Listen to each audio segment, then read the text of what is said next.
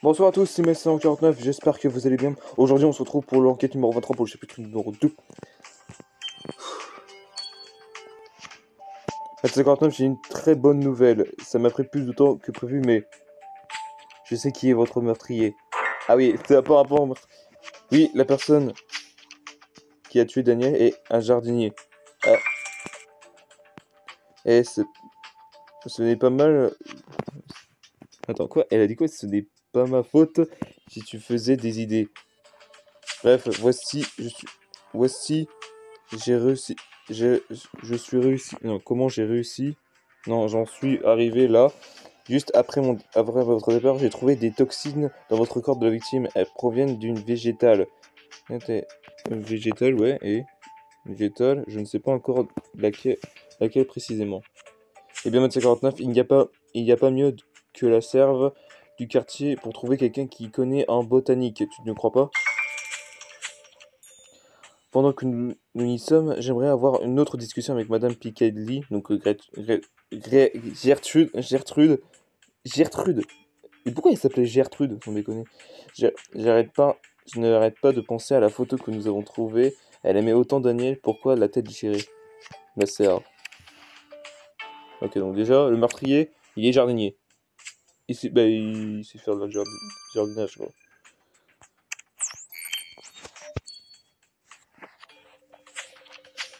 Vous voulez savoir qui a déchiré la photo de Daniel, de 59? Très bien, je vais vous le dire, mais ces conversations doivent rester un, un- confidentielles, d'accord? Je tiens à ma relation. Merde, j'ai cliqué comme un con, putain. C'est parce que j'ai fait tomber mon téléphone. Néanmoins, il m'a clairement fait comprendre que mes sentiments n'étaient pas réciproques, qu'on l'a promis que ça ne changerait rien, qu'il continuerait à travailler pour moi. Des mensonges, évidemment. 2 jours après, j'ai appris que Daniel prévoyait de partir en voyage en Australie. J'étais furieuse et j'ai déchiré la photo, c'est tout. Ah, t'aimais pas que... Ah, t'aimais pas que... D'accord. Et en fait, la meuf, elle aime pas que Daniel allait voyager, en fait. Et maintenant qu'il n'est plus là, je manque de personnel et j'ai même pas eu le temps de nettoyer sa table. La table de Daniel? De quoi parlez-vous? Daniel a pris un thé avec quelqu'un près de son service. Hier, je n'ai pas vu qui c'était. Il y avait trop de monde, mais il était assis là-bas. Madame Picaldi ne, ch- ah, ne cherchez ne touchez à rien sur cette table. Lieutenant 59, examinons-la sans tarder. Ah là là là là là là là là.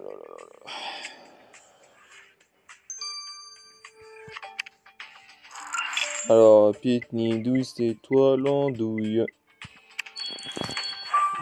J'ai pas triché, les gars. Je vous jure, j'ai pas triché.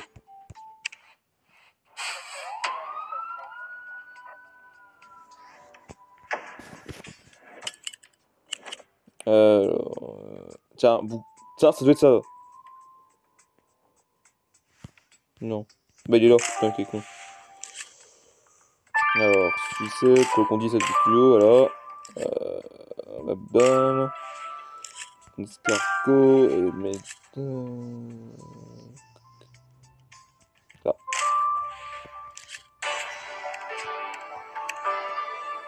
Tu sais, Mathieu Quentin, j'adorais jouer dans les cernes quand j'étais gamin. On a l'impression d'être perdu dans la jungle, tu ne trouves pas? Je vous jure, je vais exploser mon téléphone, hein, sans déconner. Il me saoule tellement, Jones. Alors, ces fleurs sont propres fraîches. Non, sont encore fraîches, pardon. Elles doivent avoir été coupées récemment, mais je ne sais pas pourquoi. Peut-être que la plante que Nathan parle se trouve parmi elles. Et tu n'y vois aucune injection. Injection? Oh, objection, pardon. Je pense que nous devrions parler à Charles Perkin. C'est le boîtier propriétaire de cette cerne. Il devait peut-être il détient peut-être des informations intéressantes. Ah, pas mal, pas mal.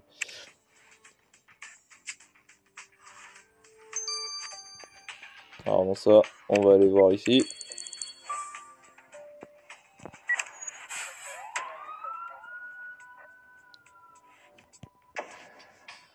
Oh là. Alors... boîte de biscuits. Un bout... Non. Bouton. Ah, c'est pas un bouton, ça? Ah mince. Je suis bébé. Part de chocolat. Tasse de café. Quoi? Un tablette de chocolat. Par contre, le bouton, il est où? Ah, putain, il était à côté. J'ai même pas vu. Allez, 50 ans, je tourne un œil à cette tasse, pour découvrir qui a bu un thé avec Daniel juste avant sa mort. Et c'est là que c'est sa petite amie. On parie combien?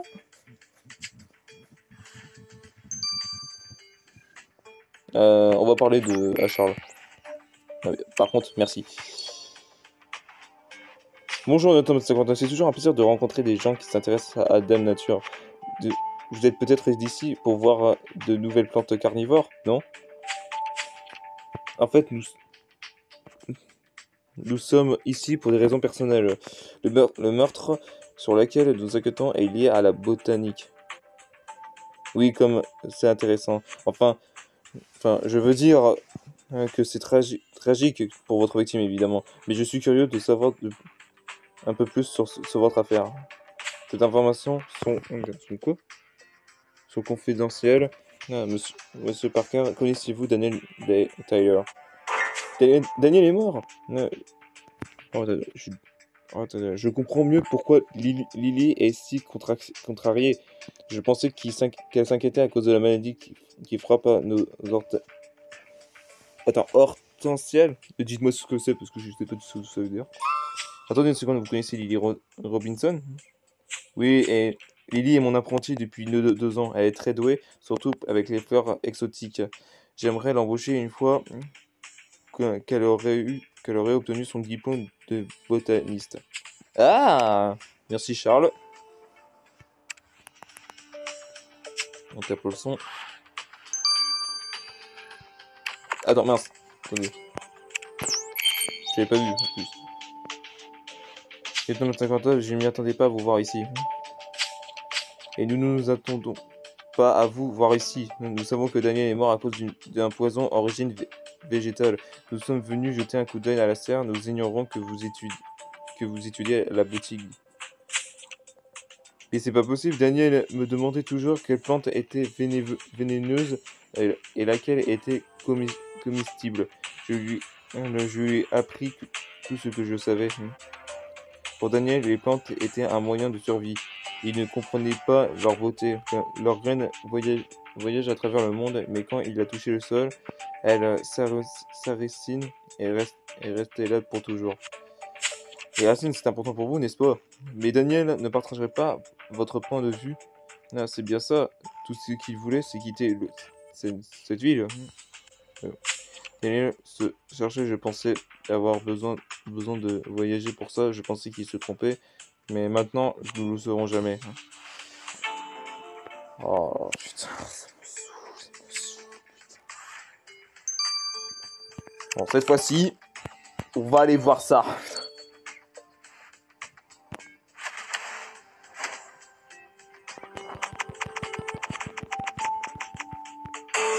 Oh, c'est quoi ça? Une fleur. Cette fleur ne ressemble à aucune autre. Pourquoi la couper? Elle est si belle. Fleur de mode 59, c'est vachement louche. Envoyons-la à Nathan tout de suite. Et c'est peut-être l'arme du crime, les gars.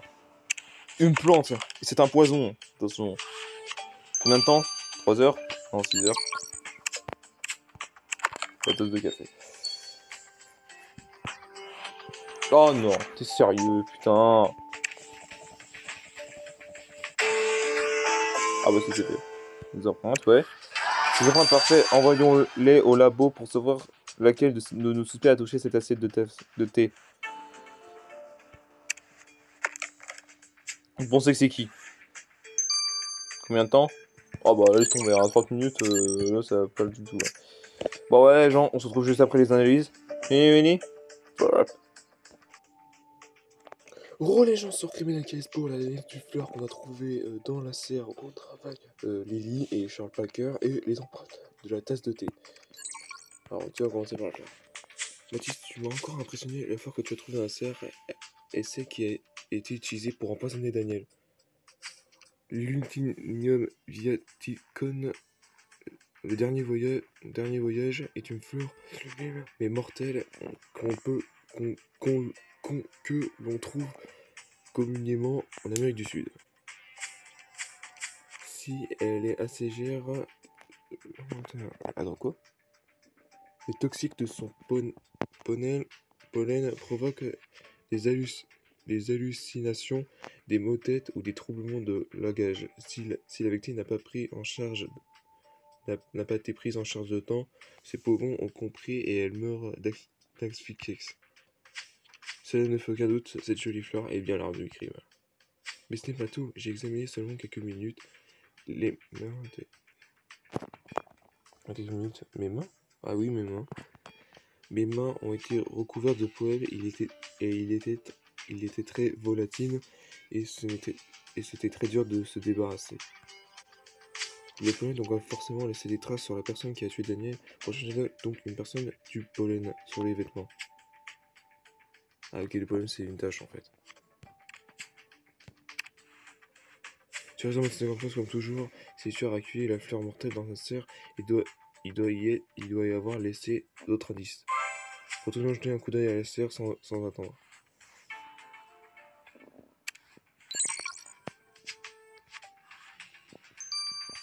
Attendez.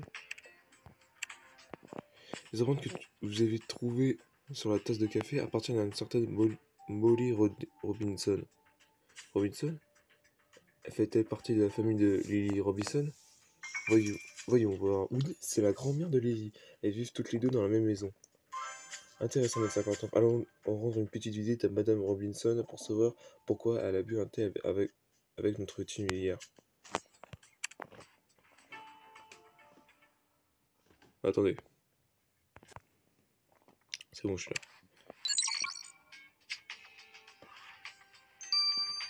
là. Alors, Molly. Votre visite me fait un grand plaisir, Madame 59, mais je suis très pressé. Je dois amener ma petite puce au toilettage. N'est-elle pas magnifique? Je suis sûr qu'elle va rapporter le premier prix du défilé canine. Oh oui, tu vas gagner ma gentille Fifi. Non mais... Vous l'avez surpris, vous n'avez pas entendu parler du défilé canine? C'est l'événement le plus important du quartier. C'est dans quelques semaines, je dois m'assurer que ma petite puce reste la plus belle. Je le manquerai, ça ne manquerait ça pour rien au monde, il a quand même 59. Oui, mais on parle pas de ça. Bref, nous aimerions savoir pourquoi vous vous êtes rendu au salle de thé pour voir Daniel Tyler hier. Il entretenait une relation avec ma petite fille, vous savez, Lily vit avec moi depuis qu'elle est enfant, nous sommes très proches. Alors j'essaie de faire en sorte que Daniel se sente comme dans sa propre famille. Il était tellement gentil, très beau et tellement rigolo avec ça. Ouais, mais bon. Comme ça.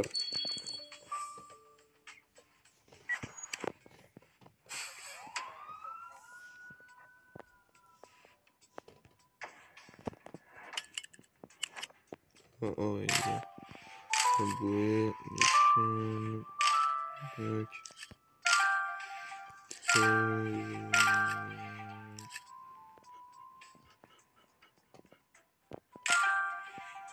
Attends, il y a une trace de pas. Alors,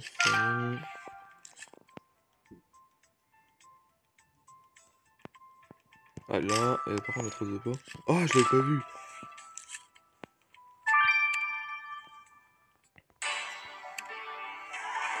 En plein de nuit, la trace de pas que tu as trouvée près du lieu où l'affaire a été cachée est sûrement celle du tueur. Nous devons découvrir quel type de chaussures a laissé cette empreinte. Jetons un œil à notre base de données. La chance va peut-être nous sourire. Et on espère. Et voilà, je me tape une pub. Connasse. Oui, je dis des insultes. Et alors?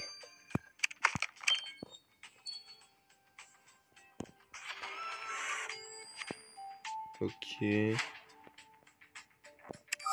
c'est ça-ci. Ça. Non.